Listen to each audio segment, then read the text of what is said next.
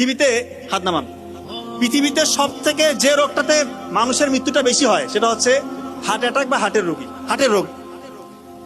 তো heart attack কিন্তু যে কারো যে কোনো সময় হইতে পারে।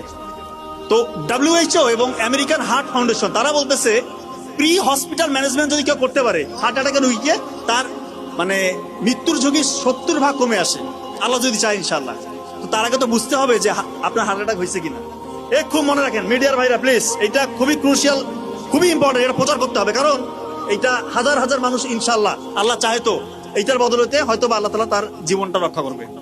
হার্ট অ্যাটাক যদি কারো হয় কিভাবে বুঝবেন? দেখেন, বুকের মাঝখানে চাপ আসবে, মাঝখানটাতে।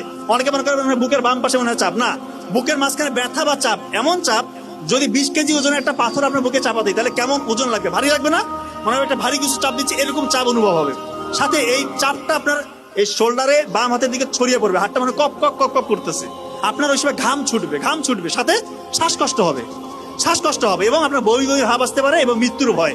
এই কয়েকটা ফিচার যদি আপনার থাকে আপনি কাল বিলম্ব করবেন না। যদি হাসপাতাল বসে থাকে অবশ্যই হাসপাতাল নেবেন, কিন্তু অনেকের এরকম হয় যে হাসপাতাল একটু দূরে আছে। এই জন্য ওই WHO এবং আমেরিকান হার্ট ফাউন্ডেশন তারা বলছে প্রি হসপিটাল ম্যানেজমেন্ট বাসায় করতে পারবেন। খুব ইম্পর্টেন্ট, অ্যাসপিরিন, একটা ট্যাবলেট অ্যাসপিরিন 300 mg চিবিয়ে খেতে হবে। অ্যাসপিরিন চিবিয়ে খেতে হবে, ইনশাআল্লাহ তার 50% মৃত্যুর ঝুঁকি কমে আসলো।